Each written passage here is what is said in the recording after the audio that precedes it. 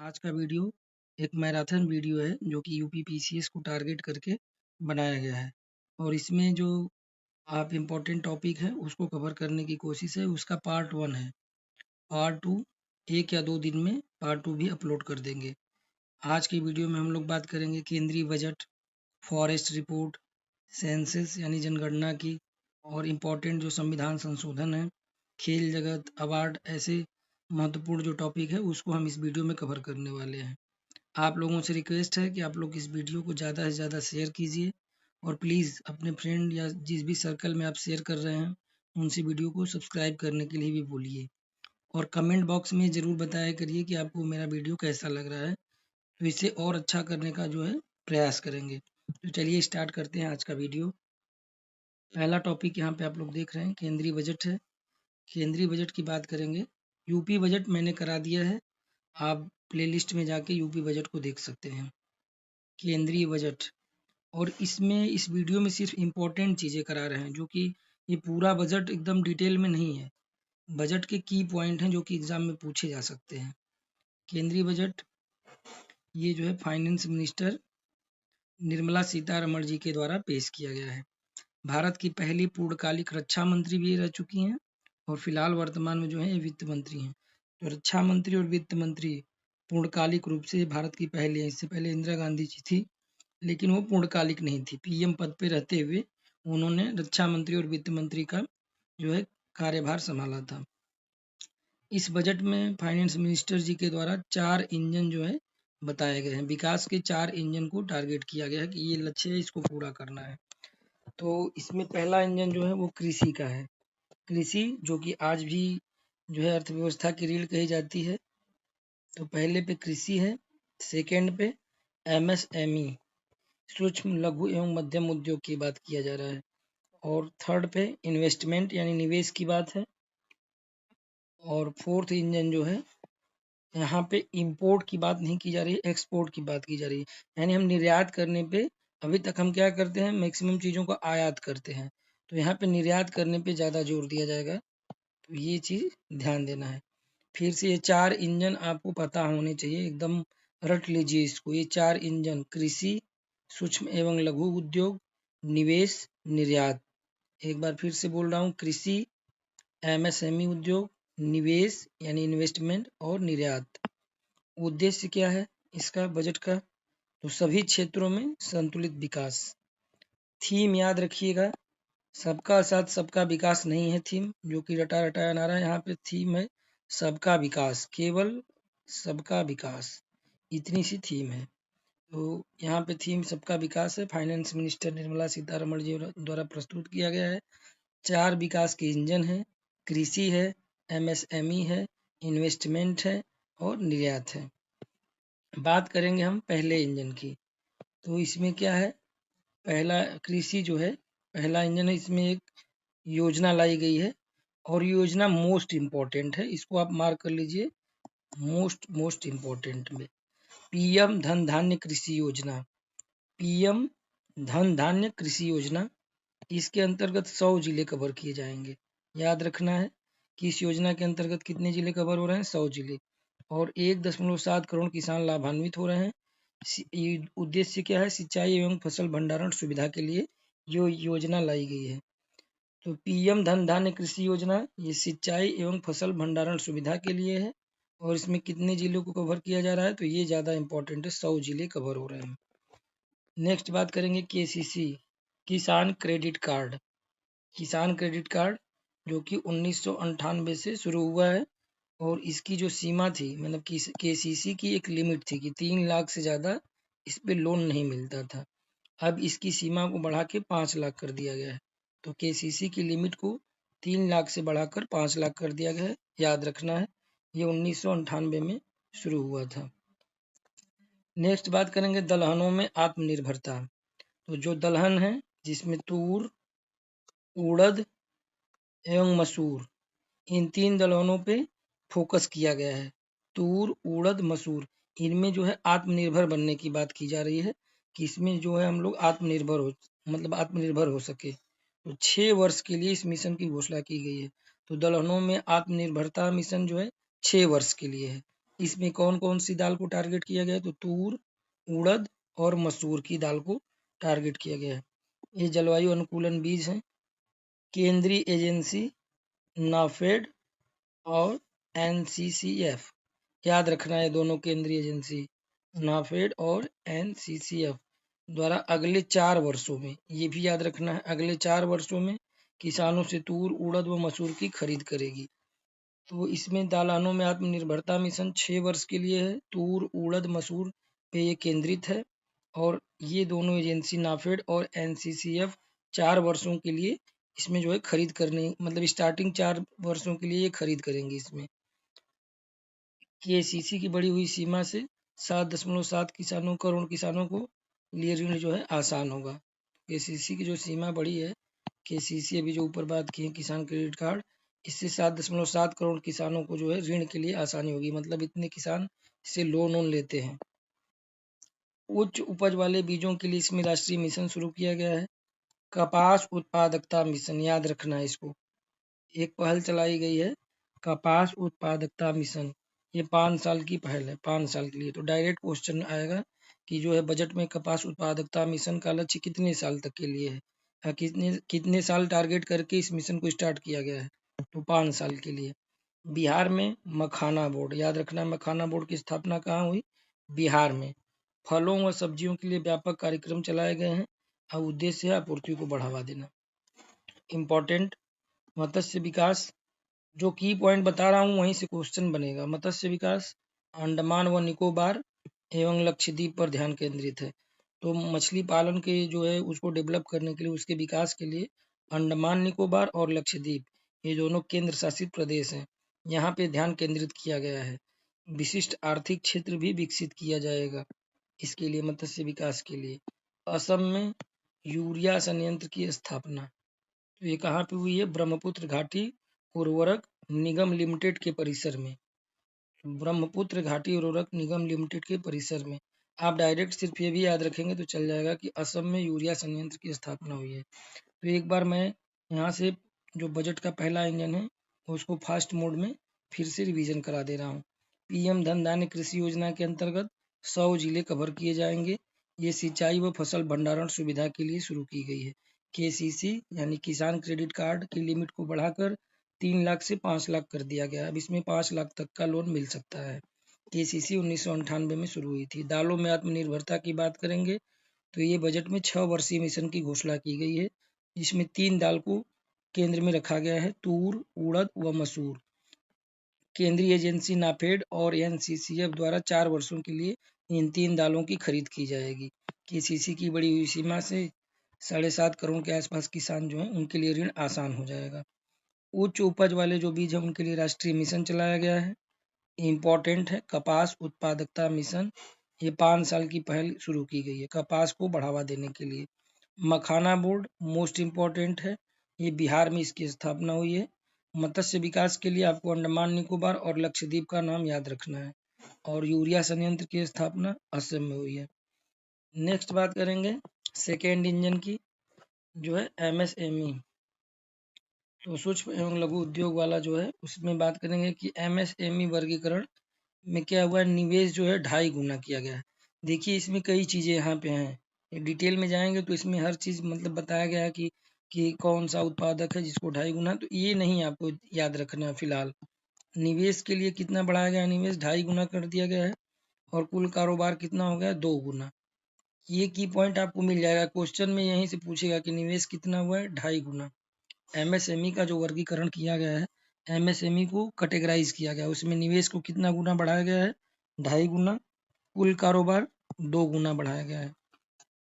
सूक्ष्म उद्योग credit card, सूक्ष्म उद्योग क्रेडिट कार्ड लॉन्च किया गया है। 5 लाख तक की ऋण सीमा है। तो ये अलग चीज है, ये केसीसी नहीं है, ये सूक्ष्म उद्योग, सूक्ष्म और लघु उद्योग जो है स्टार्ट करना चाहते हैं उनके लिए एक क्रेडिट कार्ड लॉन्च किया गया है सूक्ष्म उद्योग के नाम से।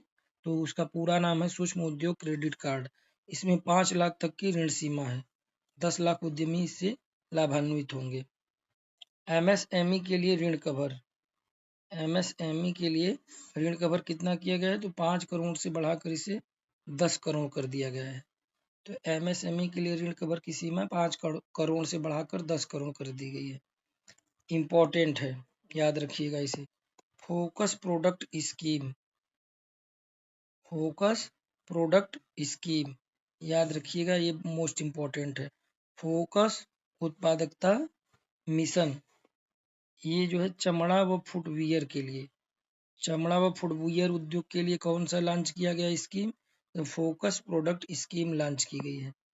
खिलौने के क्षेत्र के विकास के लिए भी काम किया गया है। बिहार में राष्ट्रीय खाद्य प्रौद्योगिकी संस्थान स्थापित। तो बिहार में 2 चीजें हैं, देखिए भाई ये भी बहुत ज्यादा इम्पोर्टेंट है, इसे नहीं भी याद करेंगे कोई दिक्कत नहीं है। बिहार में 2 चीजें इम्पोर्टेंट है। बिहार में जो है राष्ट्रीय खाद्य प्रौद्योगिकी संस्थान, ये इसकी स्थापना हुई है। राष्ट्रीय खाद्य प्रौद्योगिकी संस्थान और मखाना बोर्ड, इसकी स्थापना हुई है। चमड़ा व फुटवियर के लिए फोकस प्रोडक्ट स्कीम। यूरिया संयंत्र की स्थापना असम में हुई थी। फंड ऑफ फंड स्कीम, ये किसके लिए शुरू की गई? डायरेक्ट क्वेश्चन पूछेगा कि हाल ही में चर्चा में रहा फंड ऑफ फंड स्कीम या बजट में चर्चा में रही फंड ऑफ फंड स्कीम, ये किसके लिए शुरू की गई या किससे संबंधित है? तो ये स्टार्टअप के लिए मतलब स्टार्टअप से रिलेटेड है। थर्ड इंजन की बात करेंगे तो ये जो है निवेश है। पहला इंजन हमने बात किया कृषि का, दूसरा इंजन था MSME और ये थर्ड इंजन है इन्वेस्टमेंट यानी निवेश। इसमें टॉपिक है शहरी चुनौती निधि। शहर में जो चुनौतियां होती है उनके लिए कितने की निधि पास की गई है बजट में? तो 10,000 करोड़ की जो है राशि इसके लिए आवंटित की गई है। नेक्स्ट है रचनात्मक पुनर्विकास व जल एवं स्वच्छता को समर्थन। तो रचनात्मक पुनर्विकास, जल एवं स्वच्छता, इन दोनों के लिए 1 लाख करोड़ का बजट जो है दिया गया है। ये मोस्ट इम्पॉर्टेंट है जल जीवन मिशन। जल जीवन मिशन में याद रखना है कि 67 करोड़ रुपए जो है 67 करोड़ रुपए 67,000 करोड़ रुपए जो है दिया गया है। तो 67,000 करोड़ रुपए दिया गया है जल जीवन मिशन के लिए। जल जीवन मिशन ये कब शुरू हुआ था?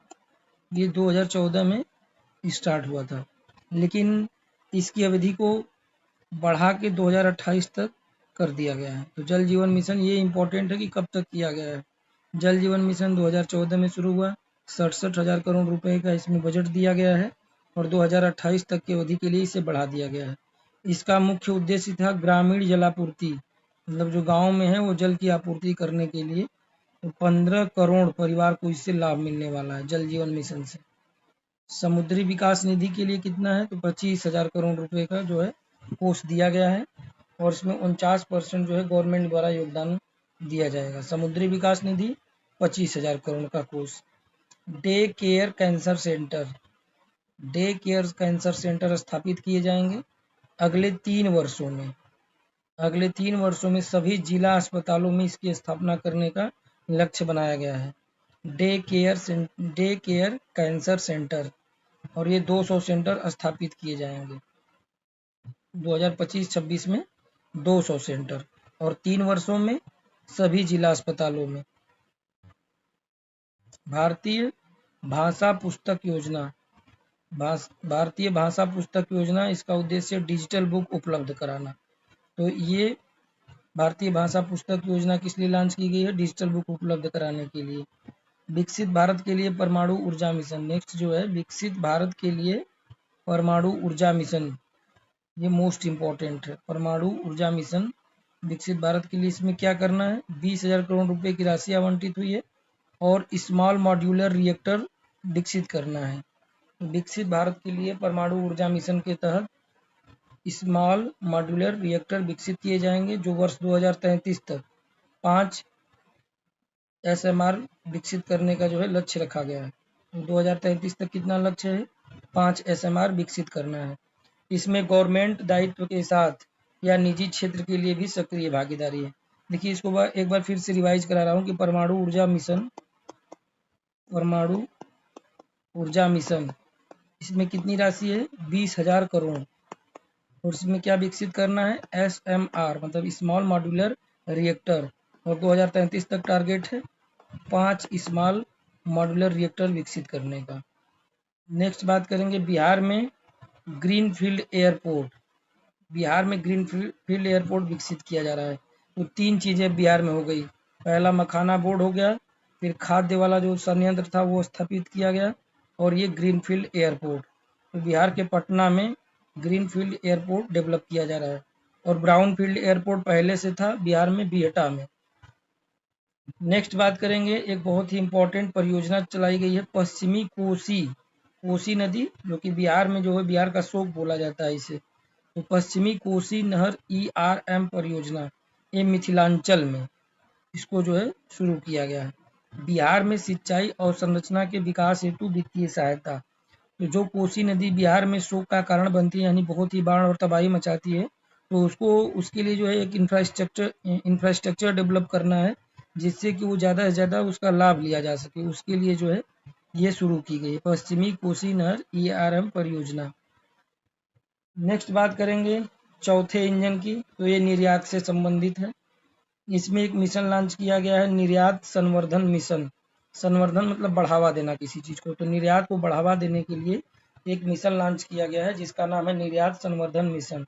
मंत्रालय है वाणिज्य, MSME और वित्त मंत्रालय। तो 3 मंत्रालय इसमें संयुक्त रूप से काम कर रहे हैं निर्यात को करने। जाहिर सी बात है, किसी चीज़ को अगर निर्यात करना है तो उसमें वाणिज्य मंत्रालय और इसमें MSME को बढ़ावा देना है, और वित्त मंत्रालय शामिल ही रहेगा। तो ये तीनों संयुक्त रूप से काम कर रहे हैं। नेक्स्ट बात करेंगे, ये भी इम्पोर्टेंट है, इसमें मैक्सिमम इम्पोर्टेंट चीज़ें ही हैं, तो इसलिए सब चीज़ को ध्यान से देखिए। भारत ट्रेड नेट जो है ये शुरू किया गया है। ये क्या है? एकीकृत डिजिटल प्लेटफॉर्म है। उद्देश्य अंतर्राष्ट्रीय व्यापार व दस्तावेजीकरण। भारत ट्रेड नेट एक एकीकृत डिजिटल प्लेटफॉर्म है, जिसका उद्देश्य अंतर्राष्ट्रीय व्यापार व दस्तावेजीकरण के लिए किया जाएगा। नेक्स्ट बात करेंगे global capability centre. Global capability centre ये टीयर 2 शहर के लिए विकसित किया जाएगा। तो शहरों की कैटेगरी डिसाइड की जाती है, जैसे टीयर 1, टीयर 2, टीयर 3। तो टीयर 2 शहर क्या होते हैं, या टीयर 2 सिटी क्या होती है, जहां बुनियादी ढांचा विकसित हो, यानी मतलब टीयर 1 से एक लेवल ऊपर का, जहाँ इंफ्रास्ट्रक्चर थोड़ा बढ़िया से डेवलप हो। वो टीयर 2 सिटी के लिए ग्लोबल कैपेबिलिटी सेंटर स्थापित किया जाएगा। नेक्स्ट बात करेंगे प्रत्यक्ष कर डायरेक्ट टैक्स की। तो प्रत्यक्ष कर में 12 लाख तक की आय पर कोई भी टैक्स नहीं है। तो 12 लाख तक की आय जो है, जिसकी भी आय 12 लाख है, उस पर कोई टैक्स नहीं है, 0% टैक्स है। और वेतन कर भोगी या वेतन भोगी जो करदाता हैं, उन्हें 75 लाख अधिक की छूट मिली है। 12.75 लाख तक की छूट वेतन भोगी करदाता को है। नेक्स्ट बात करेंगे BCD मूल सीमा शुल्क, यानी बेसिक कस्टम्स ड्यूटी। मूल सीमा शुल्क, इसमें जो है 36 जीवन रक्षक दवाओं पे छूट दी गई है। तो जो बेसिक कस्टम ड्यूटी लगती है, उसमें 36 जीवन रक्षक दवाएं शामिल हैं, जिसपे छूट दी गई है। तो ध्यान रखिएगा कि मूल सीमा शुल्क में कितनी जीवन रक्षक दवाओं को छूट दी गई है? 36। PM स्वनिधि योजना। PM स्वनिधि योजना की बात करेंगे तो इसके तहत स्ट्रीट वेंडर्स, जो सड़कों पे, फुटपाथ पे या सार्वजनिक स्थल पे लोग ठेला लगाते हैं, ऐसे लोगों के लिए, यानी स्ट्रीट वेंडर्स के लिए UPI लिंक्ड क्रेडिट कार्ड शुरू किया गया। मोस्ट इम्पोर्टेंट है UPI लिंक्ड क्रेडिट कार्ड। ये किस योजना के तहत शुरू किया गया है? PM स्वनिधि योजना के तहत स्ट्रीट वेंडर्स के लिए UPI लिंक्ड क्रेडिट कार्ड शुरू किया गया है, और इसकी लिमिट कितनी है? 30,000 रुपये तक। तो स्ट्रीट वेंडर्स के लिए UPI लिंक्ड क्रेडिट कार्ड की लिमिट 30,000 है। नेक्स्ट बात करेंगे गिग वर्कर्स। गिग वर्कर्स के लिए श्रम पोर्टल पर पंजीकरण किया गया है, और PM जन आरोग्य योजना में शामिल किया गया है। तो जो गिग वर्कर्स हैं, उन्हें 2 जगह श्रम पोर्टल और PM जन आरोग्य योजना, इन दोनों जगहों में शामिल किया गया है।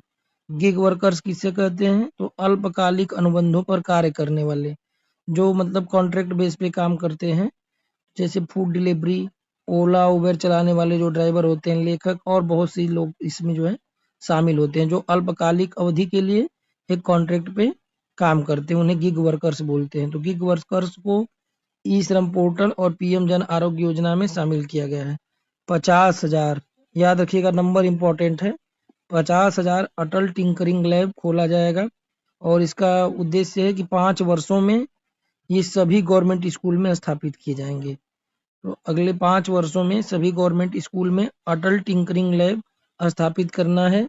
और कितना ये है, तो 50,000 अटल टिंकरिंग लैब है। नवाचार को बढ़ावा देना इसका उद्देश्य है। चिकित्सा शिक्षा का विस्तार, चिकित्सा शिक्षा का विस्तार किया गया है, जिसमें 10,000 नई चिकित्सा सीटें जोड़ी गई हैं। तो जो मेडिकल में है, मेडिकल में 10,000 सीटों को जोड़ा गया, 10,000 सीटें इसमें ऐड की गई हैं। 5 वर्षों में 75,000 सीटों का लक्ष्य रखा गया है। तो जो चिकित्सा शिक्षा में विस्तार के लिए 10,000 नई चिकित्सा सीटें जोड़ी गई हैं और अगले 5 वर्षों में 75,000 सीटों का लक्ष्य रखा गया है।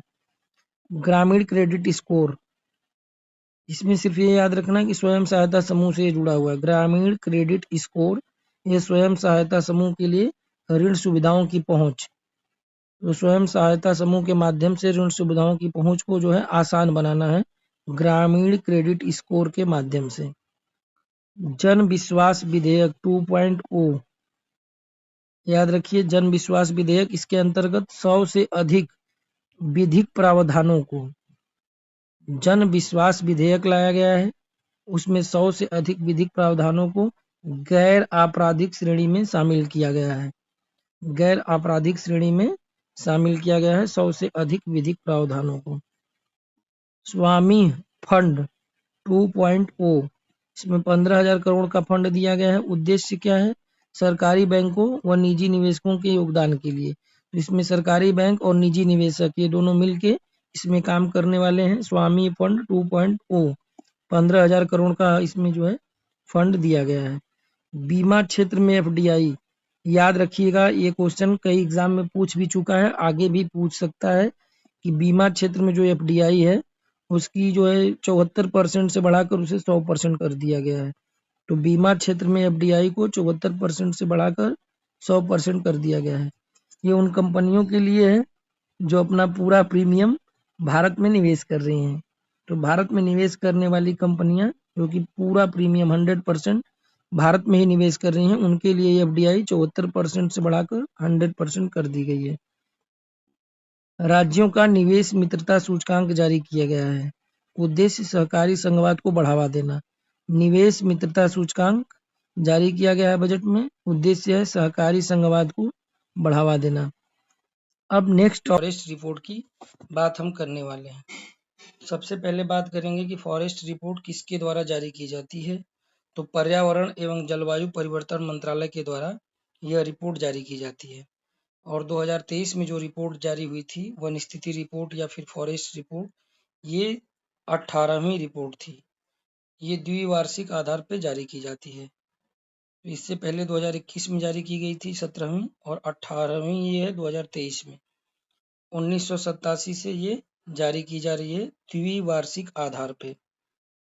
नेक्स्ट बात करेंगे, ये 3 डाटा इंपॉर्टेंट है, यहाँ पे 4 डाटा आपको याद रखना है।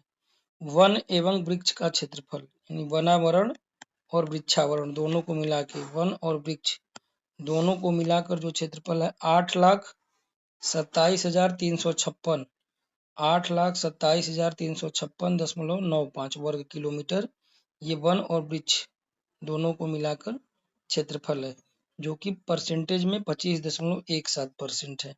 तो वन प्लस वृक्ष ये कितना है, 25.17%।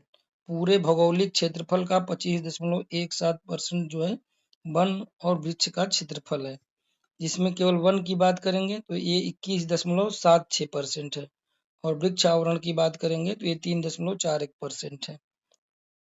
4 डाटा याद रखना है, वन और वृक्ष ये दोनों को मिला के जो क्षेत्रफल है ये 8,27,356 वर्ग किलोमीटर है।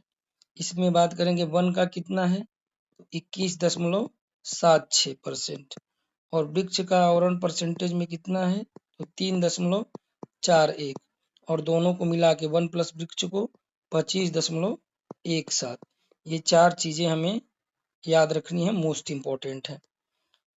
नेक्स्ट बात करेंगे कि अधिकतम वृद्धि कहाँ पे हुई है, मतलब किस स्टेट में ज्यादा वृद्धि हुई है 2021 से 2023 में अगर तुलना की जाए तो छत्तीसगढ़ राज्य, छत्तीसगढ़ में सर्वाधिक वृद्धि हुई है।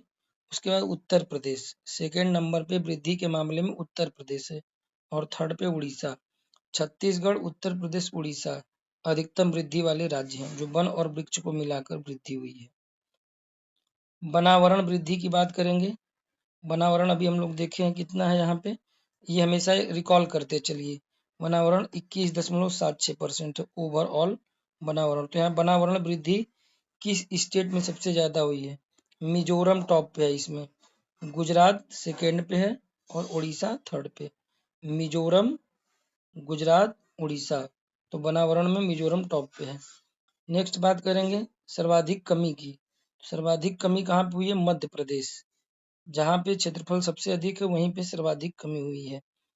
मध्य प्रदेश, कर्नाटक, लद्दाख। लद्दाख को भी याद रखना है क्योंकि एक यूटी है। अगर पूछ देगा कि सर्वाधिक कमी किस यूटी में यानी केंद्र शासित प्रदेश में हुई है, तो लद्दाख पहले पे आ जाएगा। याद रखना है मध्य प्रदेश, कर्नाटक, लद्दाख। तो सर्वाधिक कमी किस राज्य में हुई है? मध्य प्रदेश में। और सर्वाधिक कमी के मामले में कौन सा यूटी टॉप पे है? तो लद्दाख टॉप पे है। क्षेत्रफल के अकॉर्डिंग सर्वाधिक क्षेत्रफल वाला स्टेट तो मध्य प्रदेश, अरुणाचल प्रदेश और छत्तीसगढ़। और सर्वाधिक कमी भी मध्य प्रदेश में हुई थी और सबसे ज्यादा क्षेत्रफल भी मध्य प्रदेश में है। सेकेंड नंबर पे क्षेत्रफल वन का कहाँ है सबसे ज्यादा? अरुणाचल प्रदेश में।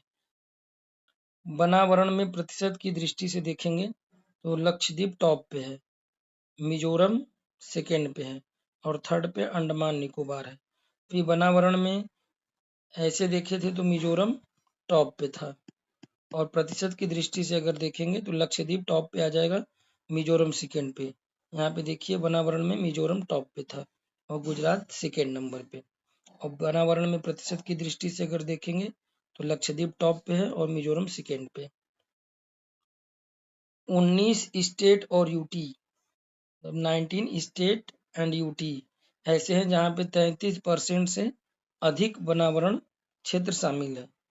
तो ये जो 19 वाला आंकड़ा है इसको याद रखना क्योंकि ये 2021 में 17 था।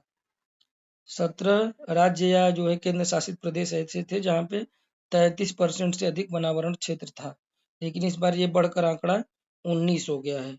17 से 19 स्टेट और यूटी हो गए हैं, जिसमें 8 यूटी और स्टेट 75% से अधिक वनावरण वाले हैं। जहाँ पे 75% से अधिक वनावरण पाया जाता है ऐसे 8 राज्य और केंद्र शासित प्रदेश हैं, जिसमें 6 नॉर्थ ईस्ट के शामिल हैं। नॉर्थ ईस्ट स्टेट के 6 शामिल हैं, असम उसमें शामिल नहीं है, असम को छोड़ के 6 शामिल हैं। बाकी 2 यूटी हैं, 2 जो हैं केंद्र शासित प्रदेश लक्षद्वीप और अंडमान निकोबार है। और एक चीज हम लोग यहीं पढ़े थे जो मत्स्य विकास वाला बजट में था, ये यहीं पे टारगेट किया गया है लक्षद्वीप और अंडमान निकोबार में। तो चलिए एक बार इसको रिकॉल करते हैं कि जो 19 स्टेट है जहाँ पे 33% से अधिक वनावरण है, उसमें से 8 ऐसे यूटी या स्टेट हैं जहाँ पे 75% से अधिक वनावरण है। इन 8 में 6 जो हैं नॉर्थ ईस्ट के स्टेट हैं असम को छोड़ के, प्लस 2 यूटी हैं लक्षद्वीप और अंडमान निकोबार। नॉर्थ ईस्ट में असम को छोड़ के अरुणाचल प्रदेश, नागालैंड, मणिपुर, मिजोरम, मेघालय, त्रिपुरा ऐसे जो हैं स्टेट ये सब शामिल हैं। नेक्स्ट बात करेंगे कार्बन स्टॉक की। कार्बन स्टॉक कितना है टोटल, ये डाटा याद रखिए 7285 मिलियन टन जो है कार्बन स्टॉक है, और 2021 की तुलना में 81.5 मिलियन टन ये अधिक है। देखिए यहाँ पे 85.5 है और 81.5 है, तो ये जितना बढ़ा है वो यहीं पे ऐड है। तो 7285 मिलियन टन है जिसमें 81.5 मिलियन टन अधिक हुआ है तुलना में। टॉप थर्ड कौन है? अरुणाचल प्रदेश में सबसे अधिक कार्बन स्टॉक है, सेकेंड पे मध्य प्रदेश है। तो अरुणाचल प्रदेश टॉप पे है, उसके बाद मध्य प्रदेश। देखिए ये इसका उल्टा हो गया, क्षेत्रफल वाले जो है यहाँ पे मध्य प्रदेश क्षेत्रफल में सबसे टॉप पे था, अरुणाचल प्रदेश सेकेंड पे, छत्तीसगढ़ थर्ड पे। ये जो है कार्बन स्टॉक में चेंज हो गया, अरुणाचल प्रदेश में सबसे अधिक कार्बन स्टॉक है, आफ्टर दैट मध्य प्रदेश और थर्ड पे छत्तीसगढ़ है। यही तीनों स्टेट है, सिर्फ अरुणाचल प्रदेश उस पे टॉप पे हो गया है। मैंग्रोव आवरण की बात करेंगे। मैंग्रोव आवरण कितना है? 4991। ये ज्यादा इंपॉर्टेंट नहीं, सिर्फ ये याद रखिए कि कुल भौगोलिक क्षेत्रफल का 0.15% मैंग्रोव आवरण है। और सर्वाधिक कमी मैंग्रोव आवरण में कहाँ पे हुई है? गुजरात में। ये इंपॉर्टेंट है, सर्वाधिक कमी कहाँ पे हुई है? मैंग्रोव वन जो था वो गुजरात में हुई है, क्योंकि गुजरात जो है हॉट स्पॉट वाले रीजन में आता है, पश्चिमी घाट में। तो ये इंपॉर्टेंट फैक्ट है कि सर्वाधिक कमी गुजरात में देखी गई है, जो कि मतलब निगेटिव साइन है। वनाग्नि घटनाएं, मतलब सबसे ज्यादा जो है वन में जो आग लगी है वो कहाँ पे लगी है? तो वनाग्नि वाले में उत्तराखंड टॉप पे है। उसके बाद उड़ीसा है, छत्तीसगढ़। उत्तराखंड में सर्वाधिक जो है आग लगने की घटनाएं पाई गई हैं, जो जंगलों में आग लगती हैं, तो उत्तराखंड टॉप पे है। उड़ीसा सेकेंड पे है और उसके बाद छत्तीसगढ़। नेक्स्ट बात करेंगे, नेक्स्ट जो टॉपिक है जनगणना की। जनगणना, और यहाँ पे हम जनगणना 2011, क्योंकि अभी तक ऑफिशियली आंकड़ा सिर्फ इसका जारी हुआ है, जनगणना 2011। इस तरह 2021 में जनगणना हो जानी चाहिए थी, लेकिन कोरोना काल की वजह से अभी तक जनगणना नहीं हो पाई। तो अभी तक जो भी आंकड़े पढ़ने हैं या जो भी आंकड़े पूछे जाते हैं वो जनगणना 2011 से। जनगणना ये संघ सूची का विषय है और आर्टिकल 246 के अंतर्गत ये आता है। पहली बार जनगणना से रिलेटेड कुछ इंपॉर्टेंट फैक्ट देखते हैं। पहली बार जो जनगणना है वो 1872 में लॉर्ड मेयो के शासनकाल में शुरू की गई थी। लेकिन पहली नियमित जनगणना, जहां से हम लोग काउंट करते हैं, पहली नियमित जनगणना 1881 में लॉर्ड रिपन। तो याद रखना है, लॉर्ड रिपन उस समय जो है था, वायसराय बोल सकते हैं या फिर गवर्नर जनरल। तो पहला नियमित जो जनगणना हुआ था वो 1881 में हुआ था। अब 2011 की जनगणना से संबंधित कुछ फैक्ट देखते हैं। 2011 की जनगणना ये 15वीं जनगणना थी और स्वतंत्र भारत की ये 7वीं जनगणना थी। तो याद रखिए कि 2011 की जो जनगणना के आंकड़े जारी हुए हैं ये ओवरऑल 15वीं जनगणना थी, और भारत जब आजाद हुआ यानी 1947 के बाद की ये 7वीं जनगणना थी। 2011 की जनगणना की थीम थी हमारी जनगणना हमारा भविष्य। हमारी जनगणना हमारा भविष्य थीम के साथ 2011 की जनगणना के आंकड़े जारी किए गए थे। आदर्श वाक्य था प्रगणक शिक्षिका। याद रखिएगा, प्रगणक शिक्षिका आदर्श वाक्य था। वैश्विक स्तर पे बात करेंगे तो चीन के बाद, ये मैं 2011 के आंकड़ों के अनुसार बोल रहा हूँ, अभी वर्तमान में जो है ये भारत टॉप पे आ चुका है जनसंख्या के मामले में। लेकिन 2011 की जनगणना की बात कर रहे हैं तो इसमें चीन टॉप पे था जनसंख्या में, भारत सेकेंड प्लेस पे था। तो जनसंख्या में चीन टॉप पे, भारत सेकेंड पे। वैश्विक जनसंख्या में भारत जो है अपना 17.5% योगदान रखता है। वैश्विक जनसंख्या में भारत की जनसंख्या का योगदान कितना है? 17.5%। और क्षेत्रफल 2.4%, मात्र 2.4% क्षेत्रफल है, लेकिन जनसंख्या यहाँ की 17.5% है। भारत क्षेत्रफल की दृष्टि से देखा जाए तो विश्व में 7वें स्थान पे है और जनसंख्या की दृष्टि से दूसरे स्थान पे है। दशकीय वृद्धि दर, यानी जो 10 सालों में जो वृद्धि हुई थी, तो 2011 के पहले जो 2001 की जनगणना हुई थी उसकी तुलना में 17.7% की वृद्धि हुई है। 16वीं जनगणना की थीम, तो 16वीं जनगणना की सिर्फ थीम तैयार हुई थी, वो आंकड़े जारी नहीं हो पाए थे, तो इसको भी याद रख सकते हैं, जन भागीदारी से जन कल्याण। सिर्फ ये चीज हुआ था, जन भागीदारी से जन कल्याण।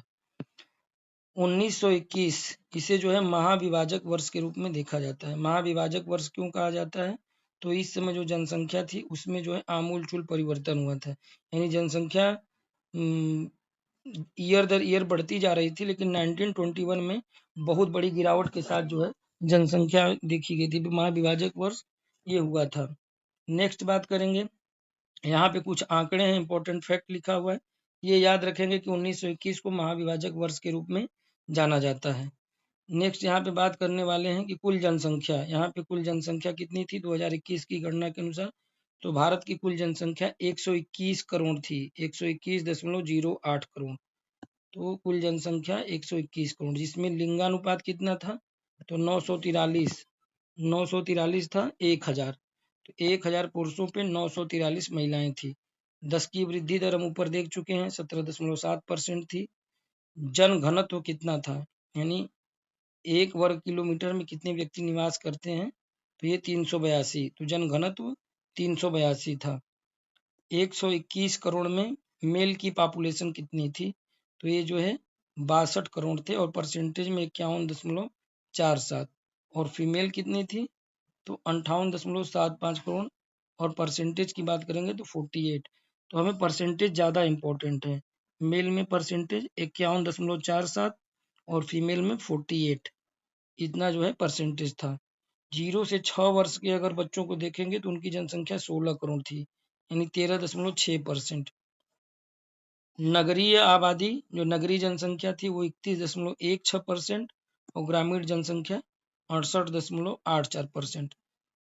साक्षरता दर कितनी थी, तो 73%, और जिसमें मेल का था 80.9 और फीमेल था 64.6%। तो साक्षरता दर ओवरऑल कितनी थी, 73%, मेल 80 था और फीमेल जो है 64% था। एक बार फिर से इस आंकड़ों को मैं बोल रहा हूँ, आप लोग ध्यान से सुनिए।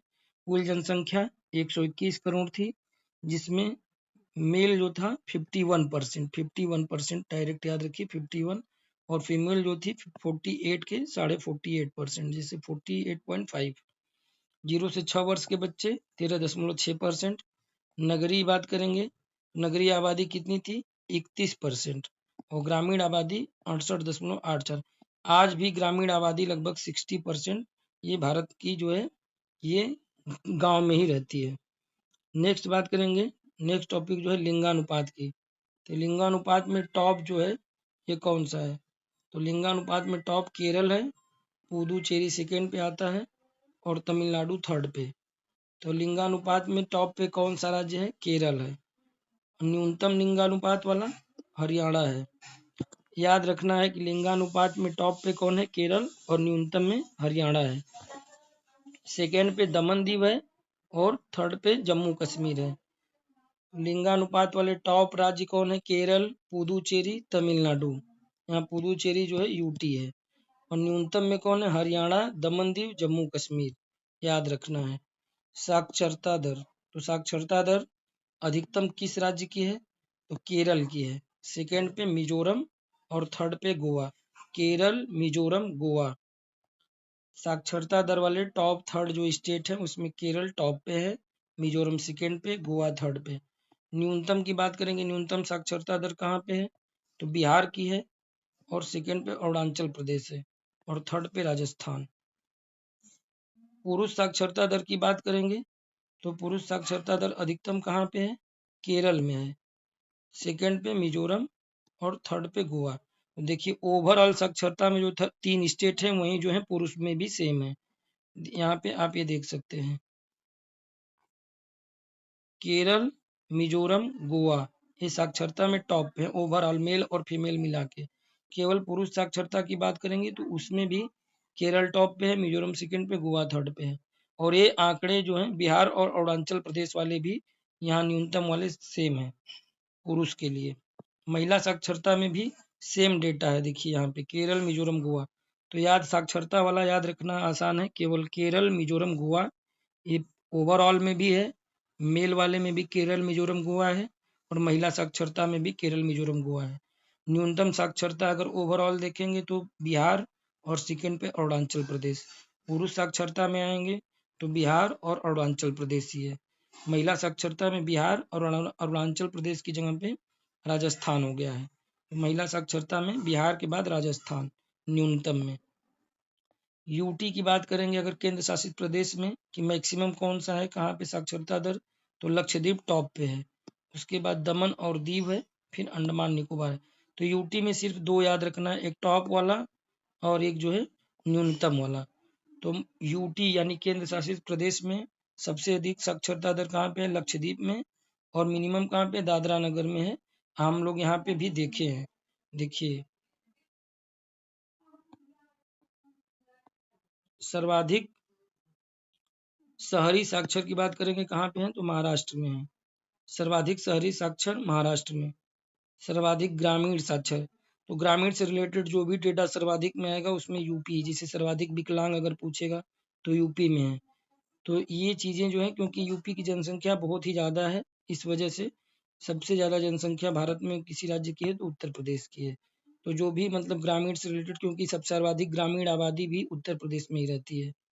शहरी साक्षर महाराष्ट्र में, शहरी व ग्रामीण लिंगानुपात केरल में, शहरी व ग्रामीण लिंगानुपात दोनों जो है, शहर के मामले में भी और ग्रामीण के मामले में भी।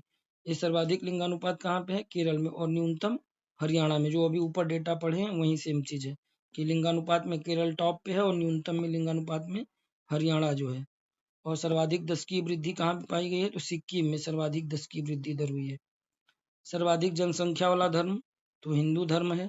और 10 की वृद्धि किस धर्म में सबसे ज्यादा हो रही है? तो देखिए मुसलमान जो है, यानी मुस्लिम धर्म में 10 की वृद्धि सबसे ज्यादा हो रही है। न्यूनतम 10 की वृद्धि वाला अगर देखेंगे तो जैन है। तो सबसे कम 10 की वृद्धि किस धर्म में हो रही है? जैन धर्म में। सर्वाधिक लिंगानुपात, सबसे बढ़िया जो है सेक्स रेशियो किस धर्म का है? यानी ईसाई धर्म का है। और सर्वाधिक साक्षरता वाला धर्म जो है जैन धर्म। तो जैन धर्म दो चीजों में है। सर्वाधिक साक्षर कौन सा धर्म है? तो जैन धर्म है। और न्यूनतम 10 की वृद्धि दर की बात करेंगे कि न्यूनतम 10 की वृद्धि दर, तो ये भी जैन धर्म में है। सर्वाधिक लिंगानुपात ईसाई। और सर्वाधिक 10 की वृद्धि वाला मुस्लिम।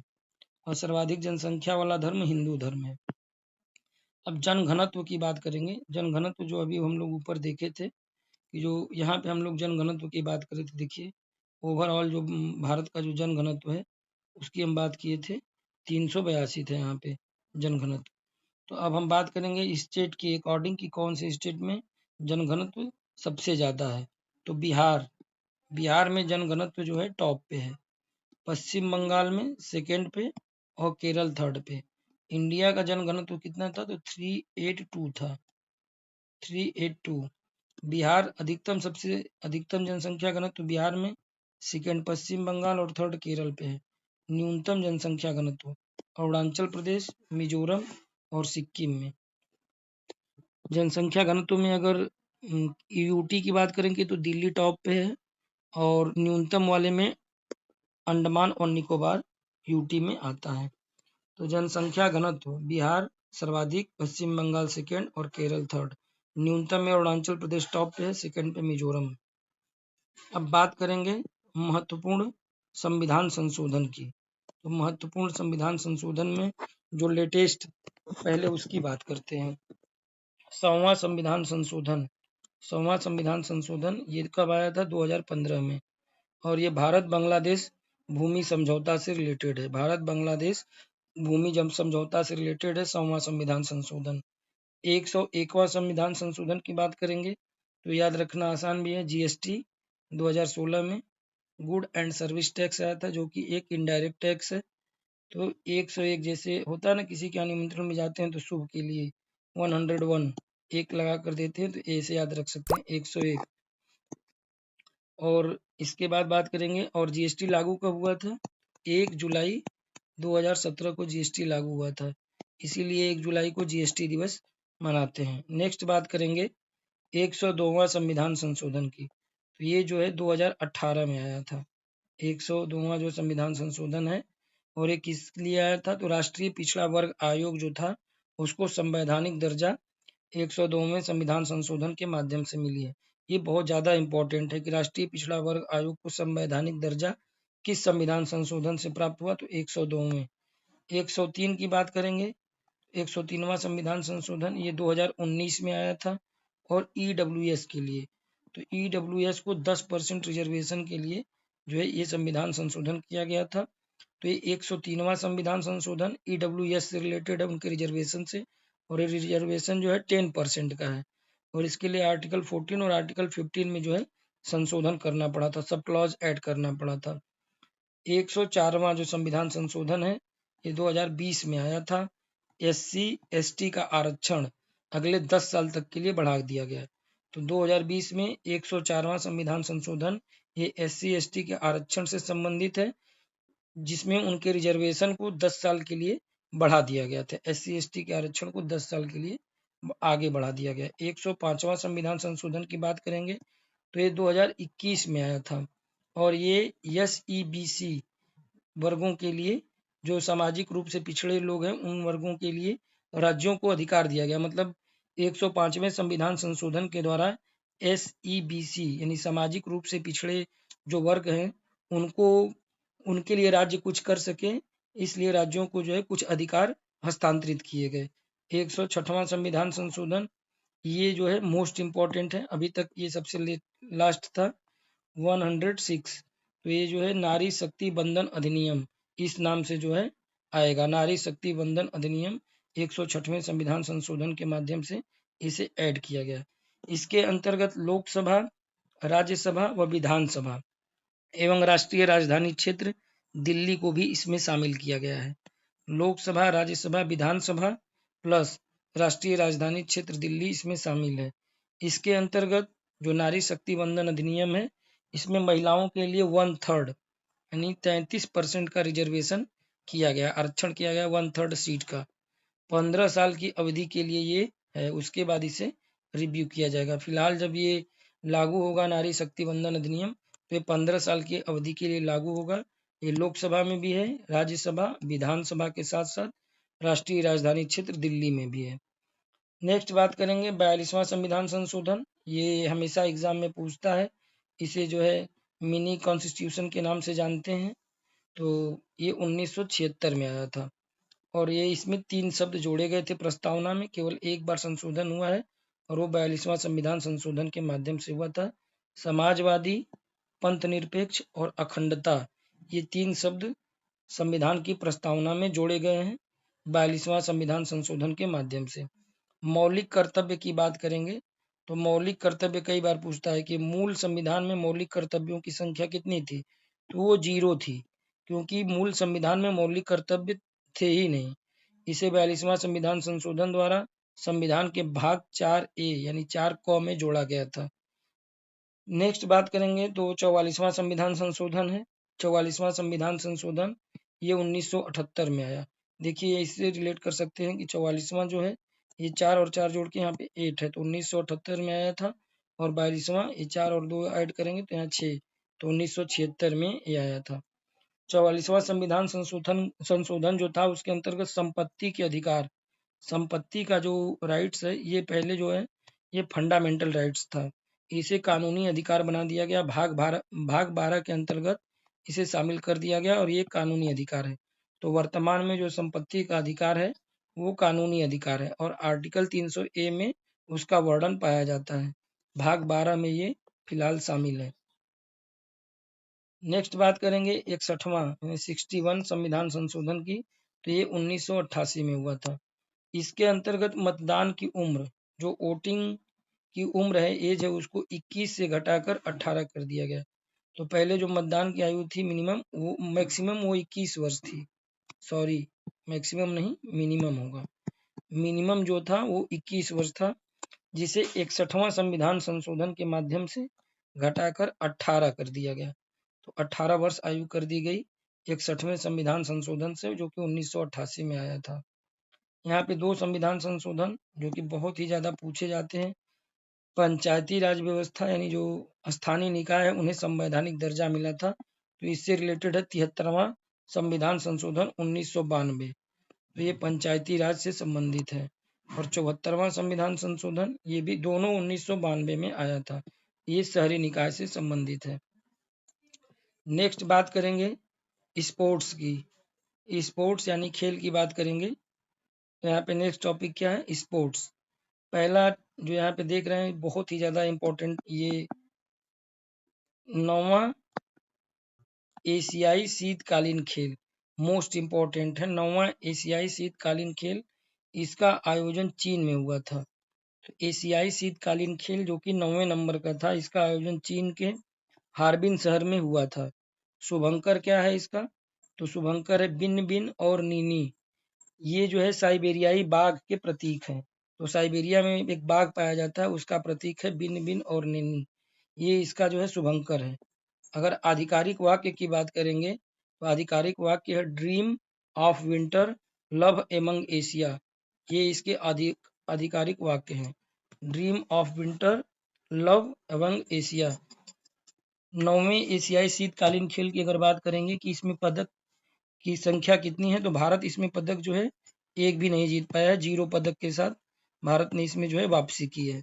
चीन जो टॉप पे रहा है 85 पदक के साथ, और इसमें गोल्ड उसने कितना जीता है 32। दक्षिण कोरिया इसका स्थान जो है सेकेंड रहा है। तो 9वां एशियाई शीतकालीन खेल आयोजन चीन में शुभंकर बिन बिन और नीनी। आधिकारिक वाक्य है ड्रीम ऑफ विंटर लव एवं एशिया। भारत याद रखना है, भारत ने इसमें जो है कोई पदक नहीं जीता है। 10वां एशियाई खेल जो है शीतकालीन वाला, वो कहाँ पे इसका आयोजन होगा, तो ये 2029 में इसका आयोजन होगा। 10वें एशियाई शीतकालीन खेल का आयोजन ये 2029 में होगा, यानी 5 साल बाद। 25 चल रहा है, 2029 में होगा, 4 साल बाद, सऊदी अरब में। नेक्स्ट बात करेंगे खेलो इंडिया पैरा गेम्स।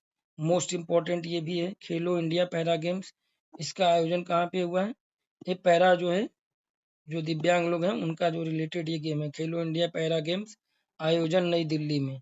इसमें पदक तालिका में टॉप पे कौन रहा है, हरियाणा, 104 पदक और 32 गोल्ड के साथ हरियाणा जो है खेलो इंडिया पैरा गेम्स में टॉप पे रहा है। सेकेंड पे तमिलनाडु है और थर्ड पे उत्तर प्रदेश। खेलो इंडिया पैरा गेम्स में हरियाणा, तमिलनाडु, उत्तर प्रदेश, ये तीनों स्टेट जो है टॉप पे रहे।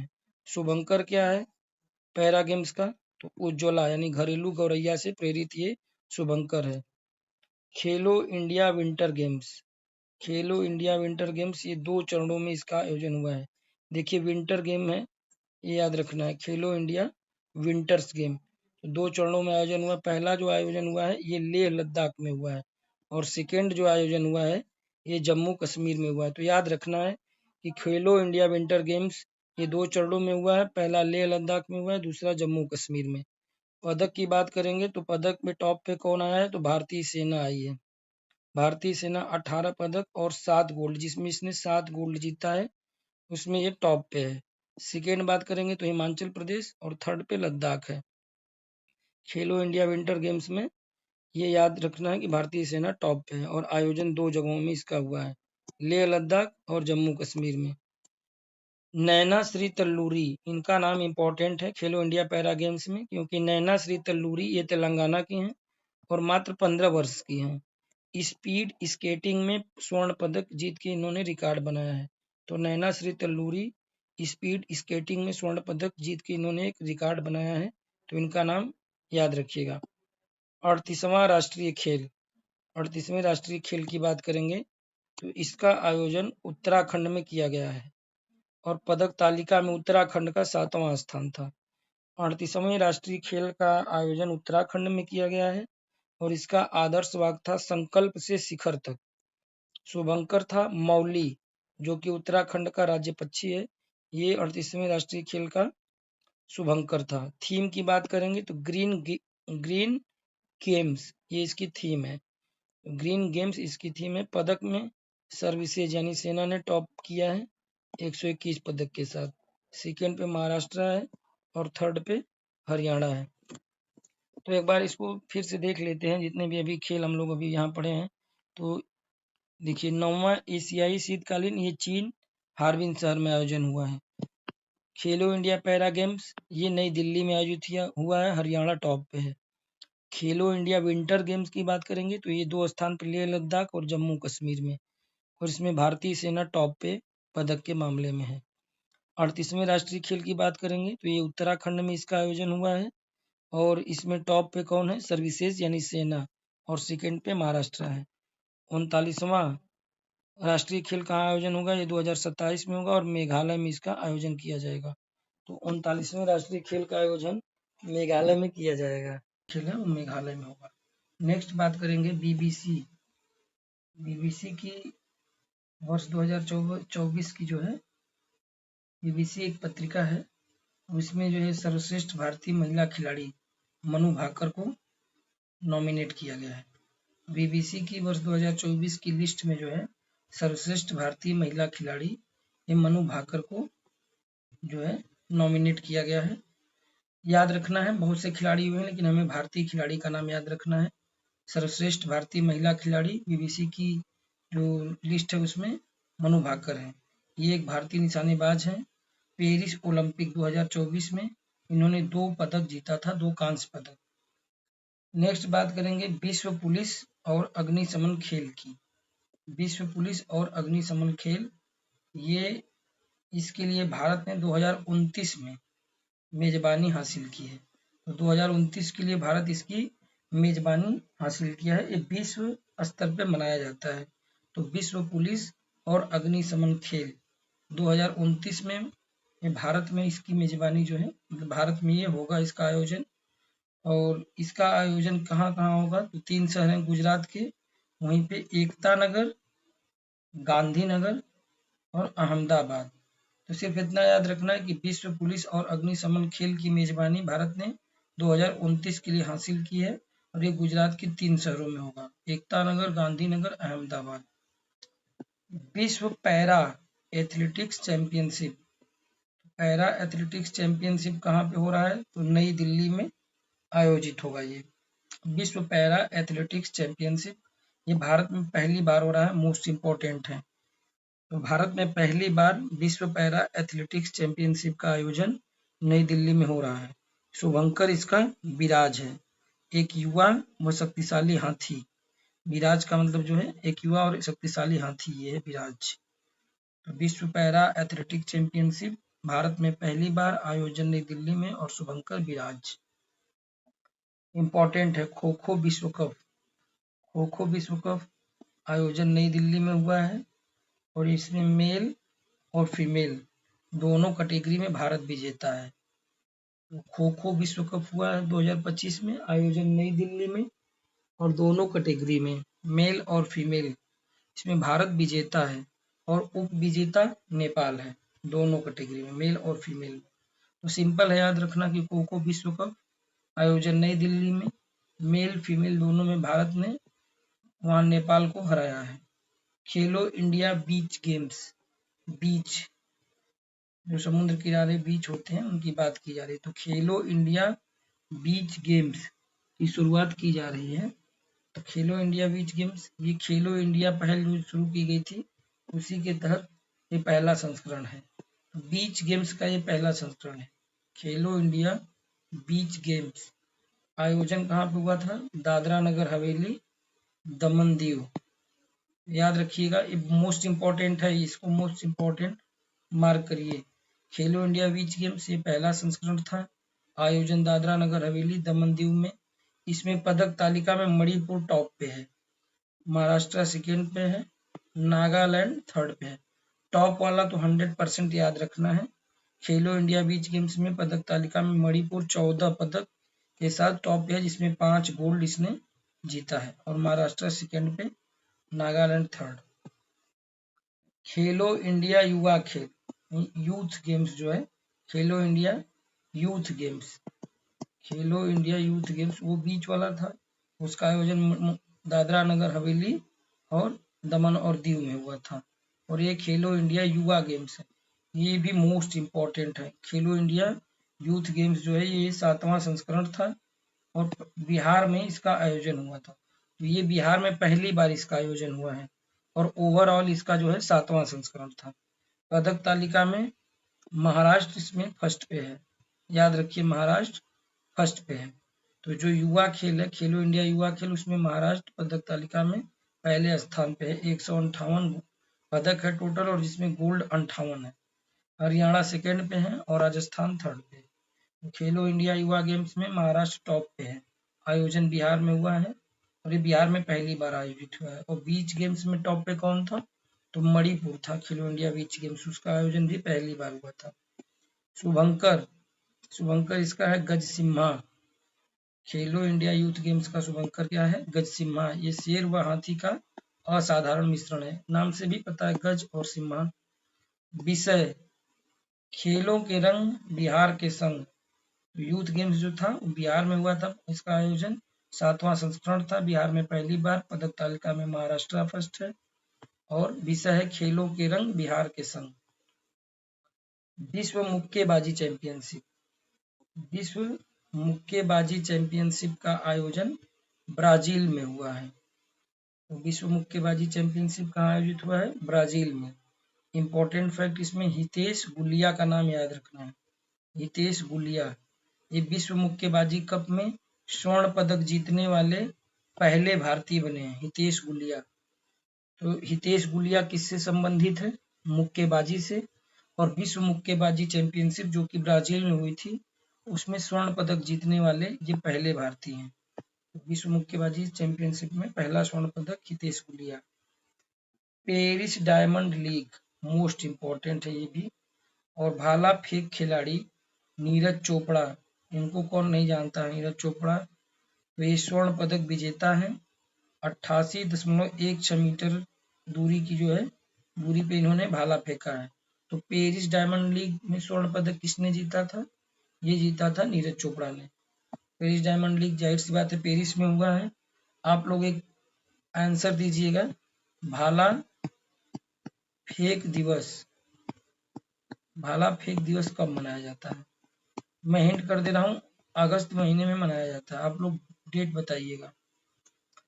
नेक्स्ट बात करेंगे IBSF की, यानी international billiards and snooker federation.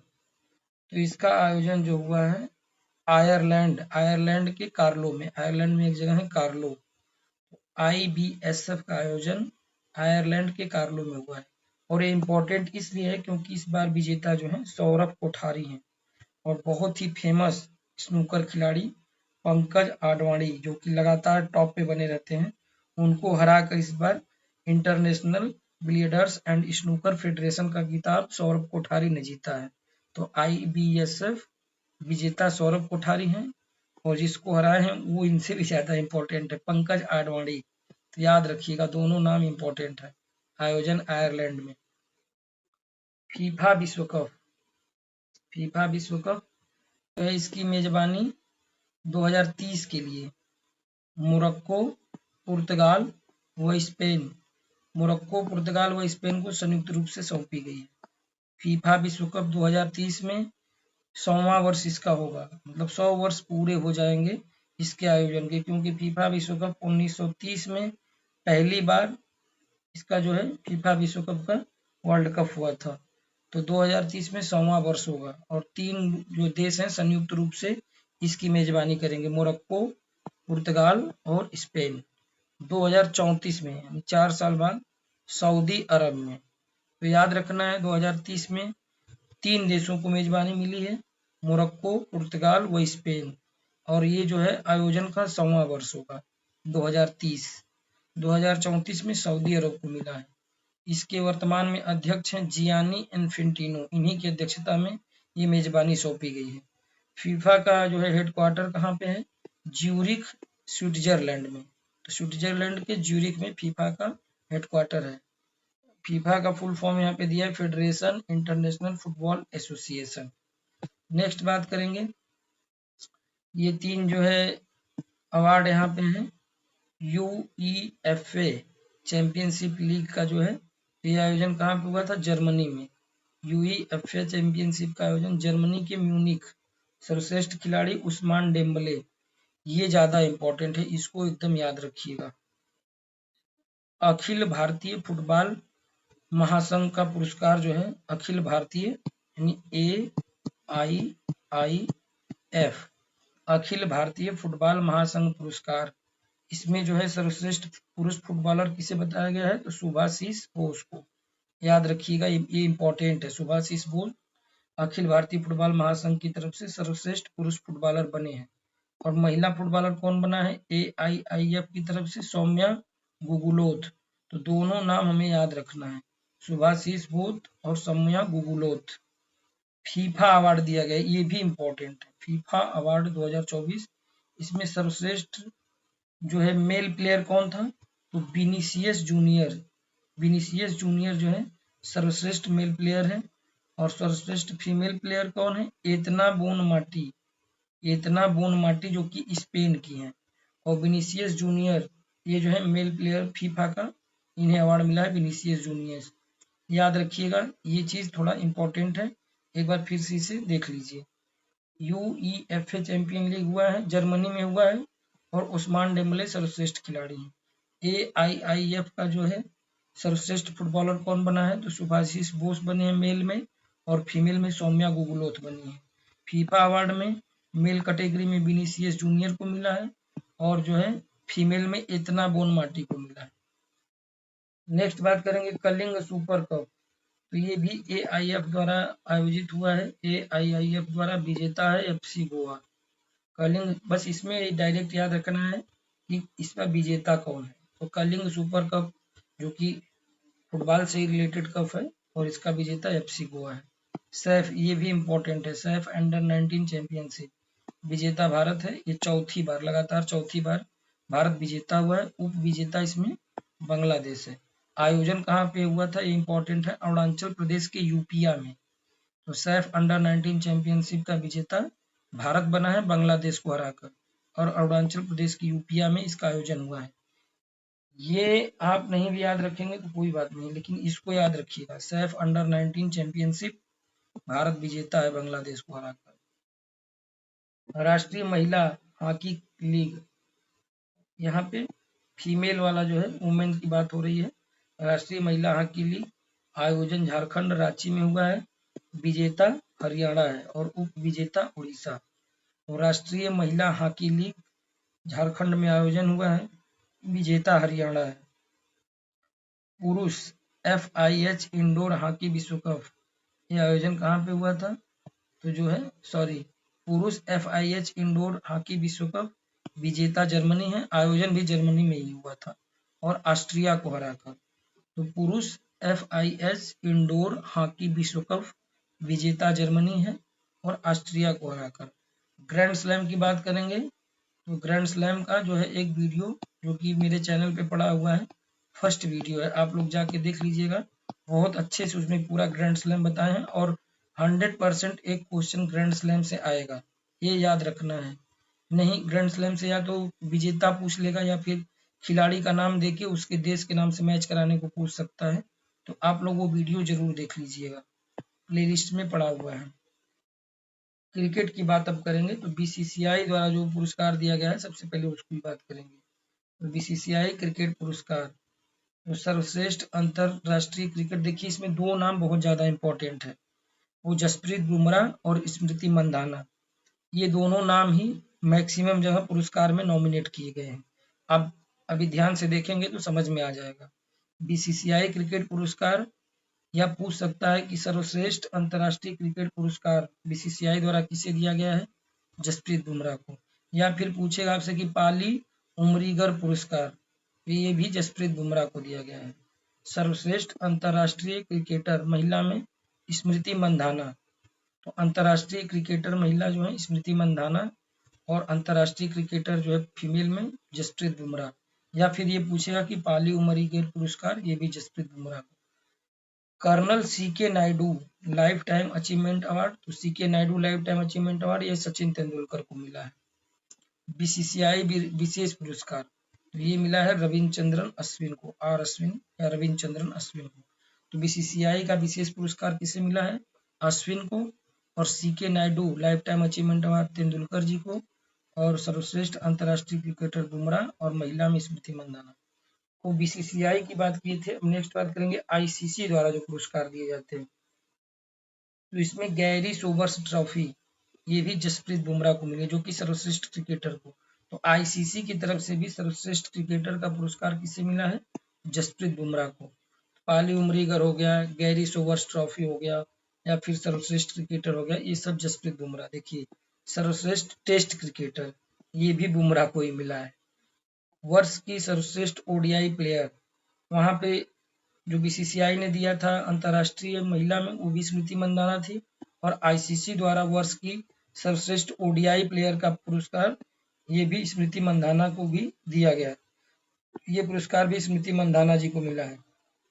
Next बात करेंगे T20 अंतर्राष्ट्रीय क्रिकेटर ऑफ द ईयर, तो ये अर्शदीप सिंह है। ICC द्वारा जो है T20 का अंतर्राष्ट्रीय cricketer of the year award Arshdeep को दिया गया। वर्ष का सर्वश्रेष्ठ ODI प्लेयर, ODI प्लेयर में एक बस यही याद रखना है, बाकी सब इंडियन है यहाँ पे। अजयतुल्ला उमरजई, और ये शायद बांग्लादेश का है, बांग्लादेश या अफगानिस्तान का है, ये देख लीजिएगा आप लोग। अजयतुल्ला उमरजई ये ODI प्लेयर है वर्ष का। विजडन पुरस्कार, विजडन ये क्रिकेट की बाइबिल कही जाने वाली पत्रिका है विजडन, इसके द्वारा जो सर्वश्रेष्ठ मेल पुरस्कार दिया गया है क्रिकेटर का, वो बुमराह को दिया गया है और फीमेल में स्मृति मंधाना को। देखिए 3 पुरस्कार हम लोग देखे हैं, एक बीसीसीआई द्वारा दिया गया है और सेकंड आईसीसी और थर्ड जो है वो विजडन एक पत्रिका है उसके द्वारा। तो तीनों जगह बुमराह और स्मृति मंधाना को मैक्सिमम चीजें दी गई हैं। एक CK Naidu lifetime achievement award था जो बीसीसीआई ने दिया था, वो सचिन तेंदुलकर को मिला है। और बीसीसीआई का विशेष पुरस्कार जो है रविचंद्रन अश्विन को मिला है। और आईसीसी का ओडीआई वाला जो है अजयतुल्ला उमरजई को मिला है। और आईसीसी द्वारा टी20 अंतर्राष्ट्रीय क्रिकेटर ऑफ द ईयर ये अर्शदीप को मिला है। बाकी सब बुमराह और स्मृति मंधाना को मिला है। अब टेस्ट चैंपियनशिप की बात करेंगे। विश्व टेस्ट चैंपियनशिप दक्षिण अफ्रीका इस बार विजेता बना है, बहुत ही शानदार तरीके से 5 विकेट से ऑस्ट्रेलिया को हराया था और ऑस्ट्रेलिया उप विजेता थी। और पहली बार दक्षिण अफ्रीका ने पहली बार आईसीसी मतलब विश्व टेस्ट चैंपियनशिप का खिताब जीता है। तो ये इंपॉर्टेंट चीज है, याद रखिएगा। आईसीसी के क्रिकेट हॉल ऑफ फेम में अभी आईसीसी का एक क्रिकेट हॉल ऑफ फेम पुरस्कार दिया जाता है, उसमें महेंद्र सिंह धोनी को नॉमिनेट किया गया है। तो महेंद्र सिंह धोनी इसमें शामिल होने वाले 11वें भारतीय हैं। इससे पहले सुनील गावस्कर और सचिन तेंदुलकर बहुत से भारतीयों को ये दिया इसी से पता चलता है कि 10 भारतीय इससे पहले जो है वीरेंद्र सहवाग को भी मिल चुका है। तो महेंद्र सिंह धोनी इसमें शामिल हुए हैं आईसीसी के क्रिकेट हॉल ऑफ फेम में।